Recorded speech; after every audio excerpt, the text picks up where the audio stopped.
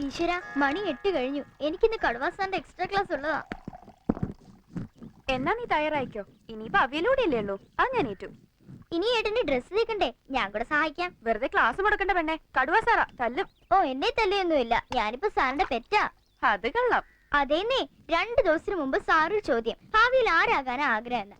സുമിത്രയ്ക്ക് engineer, കാവ്യക്ക് doctor. ഞാൻ പറഞ്ഞു എനിക്ക് സാറിന്റെ ഒരു വലിയ സാറായ മതിയെന്ന്. അതോടെ കടുവ ഫ്ലാറ്റ്. അമ്പടി കേമി. എന്നാ ചട്ടി അടുപ്പത്ത് വെച്ചാ കടുകൊന്ന് വറുത്തേ. അല്ലേച്ചി, നമ്മുടെ വീട്ടിൽ മിക്സി വാങ്ങിച്ചു വെച്ചിരിക്കുന്നേ വെറുതെ കാണാൻ വേണ്ടിയാണോ? ഏട്ടൻ പറയുന്നതിലൊക്കെ കാര്യമുണ്ട്. നല്ല രുചി വേണമെങ്കിൽ അമ്മി തന്നെ അരയ്ക്കണം. അയ്യോ, ഏട്ടൻ ഇന്ന് നേരത്തെ ഓഫീസിൽ പോകണ്ടാണല്ലോ. ഏട്ടാ, കുളി കഴിഞ്ഞോ? കഴിയാറായി.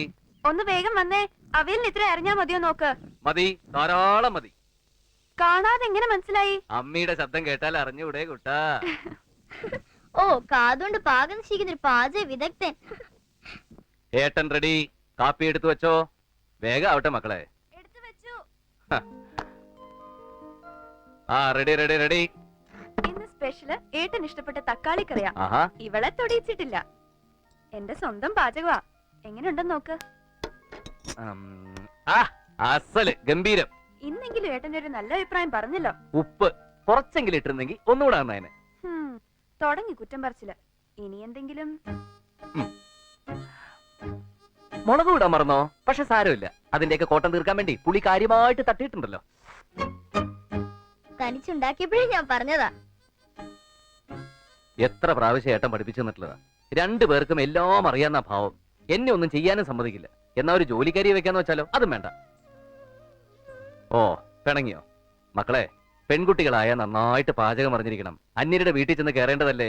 ഭർത്താവിന്റെ വീട്ടുകാർ ആദ്യം നോക്കുന്ന പുതുപ്പെണ്ണിന്റെ പാചകമായിരിക്കും. അത് ശരിയല്ലെങ്കിൽ പിന്നെ അവിടെ നിന്നായിരിക്കും അമ്മായിമ്മ പോരിനെ നാത്തും പോരിന്റെ ഒക്കെ തുടക്കം. അതൊക്കെ ഒഴിവാക്കാൻ വഴിയുണ്ട്. അതെന്താ? ഏട്ടനെ പോലെ നന്നായിട്ട് അടുക്കള പാചകം അറിയാവുന്നവർക്ക് ഞങ്ങൾ കിട്ടിച്ചു കൊടുത്താൽ മതി. മർമ്മം ഗോപാലുള്ള ഇനി എഴുന്നേറ്റില്ലേ? അച്ഛൻ എപ്പോഴേ എഴുന്നേറ്റ് കസരത്ത് തുടങ്ങി.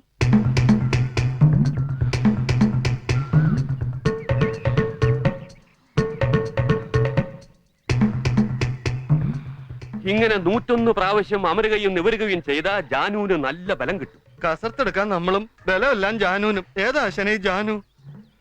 അയ്യടാ, എടോ, ഈ ജാനു എന്ന് പറയുന്ന ഒരു മർമ്മത്തിന്റെ പേരാ. ഗുദം വസ്തീനാഭി ഹൃദയം, സ്തനമൂലം സ്തനരോഹിതം, അപാലാജം ജാനു എന്നിങ്ങനെ 107 മർമ്മങ്ങളുണ്ട്. അതിൽ തന്നെ സദ്യപ്രാണകരം, കാലാന്തരപ്രാണകരം എന്നീ ഉപവകുപ്പുകളുണ്ട്. ക്ഷതം പറ്റിയ ഉടനെ തട്ടിപ്പോകുന്നത് സദ്യപ്രാണകരം, കാലം കഴിഞ്ഞ് തട്ടിപ്പോകുന്നത് കാലാന്തരപ്രാണകരം. സർവീസിലായിരുന്നപ്പോ പല കൊലകൊമ്പന്മാരും ഞാൻ മുട്ടുകുത്തിച്ചിട്ടുള്ളത് കാലാന്തര പ്രാണകര മർമ്മത്തിനിട്ട് കുത്തിയിട്ടാ. അതുകൊണ്ടാണല്ലോ ആശാൻ മർമ്മം ഗോപാലപിള്ള എന്നറിയപ്പെടുന്നത്. അതേടോ, ഇപ്പോഴൊരു 10-20 പേര് വന്നാലും ഞാൻ ചൂണ്ടി നിർത്തും. ഒരു ചൂണ്ടുവർമ്മം പഠിപ്പിച്ചു തരൂ ആശാനെ. അയ്യാ, അത് തന്റെ ഭാര്യക്കിട്ട് ചൂണ്ടല്ലേ. അതിന് ഫീസ് വേറെ വേണം. ഇപ്പൊ തൽക്കാലം ജാനുവിനെ മുറുകെ പിടിച്ചോ. സ്റ്റാർട്ട്. ഓ ചേച്ചി, പതുക്കെ. മുടി കെട്ടാനാ പറഞ്ഞത്, പിഴുതെടുക്കാനല്ല. ഈ ആണുങ്ങൾക്കൊക്കെ എന്തൊരു സുഖ. ചീപ്പെടുത്ത് 2 പിടി കഴിഞ്ഞു. ഇപ്പൊ മുടി പിന്നിക്കിട്ടുന്ന ആണുങ്ങളും ഉണ്ടടി. പങ്കെന്നാ പറയുന്നേ. ഓ, പതുക്കെ. കണ്ടില്ലേ, ഒട്ടും ശരിയായില്ല. നീ എന്താടി സൗന്ദര്യ മത്സരത്തിന് പോവാണോ? ഒന്ന് പോയോ ജി. ഏട്ടാ, ഞാൻ വിളിക്കാം. എന്താ ഇവിടെ പ്രശ്നം? കണ്ടില്ലേ ഏട്ടാ, മുടി കെട്ടി വെച്ചിരിക്കുന്നത്. നന്നായില്ലേട്ടാ? നന്നായില്ല. കുട്ടന്റെ മുഖത്തിന് യോജിക്കുന്ന ഇരട്ടപ്പിരിയ. അല്ലെങ്കിലേ അവൾക്കൊരു പിരി ഇളകിയതാ. ഏട്ടൻ ഇനി ഇരട്ടപ്പിരിയുടെ ആക്കിയാലോ?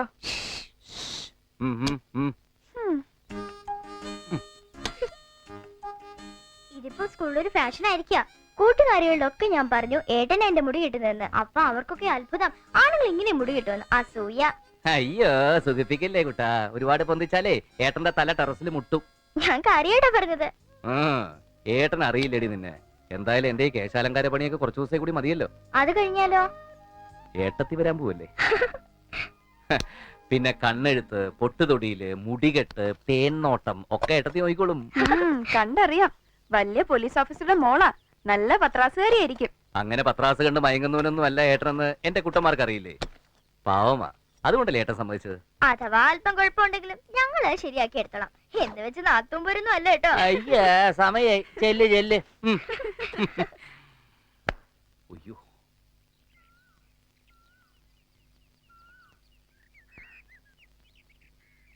വാ.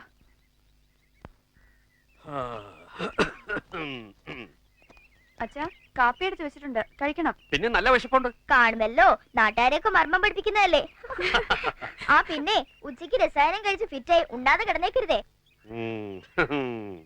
സമയത്ത് ആഹാരം കഴിച്ചില്ലെങ്കിലേ മർമ്മം ഗോപാലപിള്ള ഒരു ചർമ്മം ഗോപാലപിള്ള ആയിപ്പോ. ചാച്ചാ. ചുമ്മാ കേട്ടുകൂട്. അച്ഛനായാലും സ്വന്തം ഇടം വിട്ടു കൊടുക്കരുത്. ടാറ്റാ. ഓടി. അച്ഛനോട് ഞാൻ പറഞ്ഞിട്ടില്ലേ എന്നെ കാണുമ്പോ ഇങ്ങനെ സല്യൂട്ട് ചെയ്തിരുന്നു. അച്ഛൻ മകനെയല്ല റിട്ടയർഡ് ഹെഡ് കോൺസ്റ്റബിൾ കമ്മീഷനെയാണ് സല്യൂട്ട് ചെയ്തത്. അല്ലെങ്കിലും കാക്കി ഇട്ടവൻ കാക്കി കണ്ടാ സല്യൂട്ട് ചെയ്ത് പോവും. IPC മതി. Yes sir. ഞാൻ നിന്നോട് പറഞ്ഞാണല്ലോ ആ സർക്കിൾ ചക്രപാണിയുടെ കാര്യം. അച്ഛൻ സർവീസിലിരിക്കുമ്പോ അവൻ കുറെ കാലം SI ആയിട്ടിരുന്നിട്ടുണ്ട്. അന്ന് അവൻ എന്നെ ഒരുപാട് തന്തക്കി വിളിച്ചതാ. അതിന്റെ ഒക്കെ മുതലും പലിശയും ചേർത്ത് നീ അങ്ങ് വിളിച്ചേക്കണം. അവന്റെ തന്തയും തന്തയുടെ തന്തയും അല്ലെങ്കിൽ വേണ്ട കുടുംബം അടക്കം അങ്ങ് വിളിച്ചേക്കണം. അതിനെന്തെങ്കിലും കാരണം വേണ്ടേ? ഡിപ്പാർട്ട്മെന്റിൽ കീഴുദ്യോഗസ്ഥരെ തെറി വിളിക്കാൻ മേലുദ്യോഗസ്ഥന് പ്രത്യേകിച്ച് കാരണമൊന്നും വേണ്ട. എന്തെങ്കിലും കാരണം കണ്ടെത്തി 4 തെറിയൊക്കെ വിളിച്ചേക്കണം. എന്താ മറക്കാതെ തന്നെ വിളിക്കൂ. യാതൊരു കാരണവുമില്ലാതെ മറ്റൊരുത്തിനെ തെറി വിളിക്കുന്നത് IPC എത്രാം വകുപ്പിൽ വരും ഹെഡ് കോൺസ്റ്റബിളെ? ചായ തണുത്തു പോകും. തണുത്തോട്ടെ അച്ഛാ. കാക്കിയിട്ട പോലീസ് ഉദ്യോഗസ്ഥന്റെ നാവിൽ നിന്ന് വരേണ്ടതേ തെറിയല്ല, തിയറിയാ. അണ്ടർസ്റ്റാൻഡ്? Yes sir.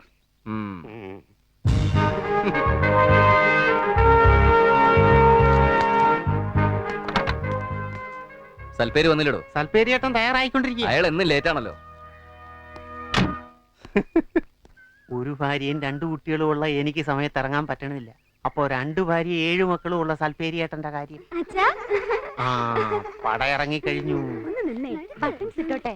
പപ്പ ഫോൺ ബോക്സ് വാങ്ങാൻ മറക്കല്ലേ. ഇല്ല മോളെ, എന്താ ക്രിക്കറ്റ് ബോളിന്റെ കാര്യം? ഓർമ്മയുണ്ടടാ. പപ്പ കളിക്കൊടുക്ക. അയ്യോ കിക്കാ. കേട്ടടാ. സഞ്ജുവിന്റെ മരുന്നിനുള്ള തുണ്ട് പോക്കറ്റ് വെച്ചിട്ടുണ്ട്. കണ്ടു. മഞ്ജുവിന് മഞ്ഞഫ്രോക്ക് വാങ്ങണേട്ടാ. കുഞ്ചുവിന്റെ കുത്തിവെപ്പ് നാളെയല്ലേ? ഓ ആശ്വാസം. സമയമായി. ആ ടാറ്റാ. വേഗം ചെല്ല്. എന്താടോ വൈകിയത്? സർ, 1-ാം ഭാര്യ മീനാക്ഷിയുടെ മക്കളുടെ ആവശ്യങ്ങളുടെ ലിസ്റ്റും 2-ാം ഭാര്യ കാമാക്ഷിയുടെ മക്കളുടെ ആവശ്യങ്ങളുടെ ലിസ്റ്റും 1-ാം ഭാര്യ. മതിയടോ. സർ. അപ്പൊ പതിവ് കാരണങ്ങൾ തന്നെ. പാൻസിന്റെ സിബിട്. Sorry sir. Thank you sir.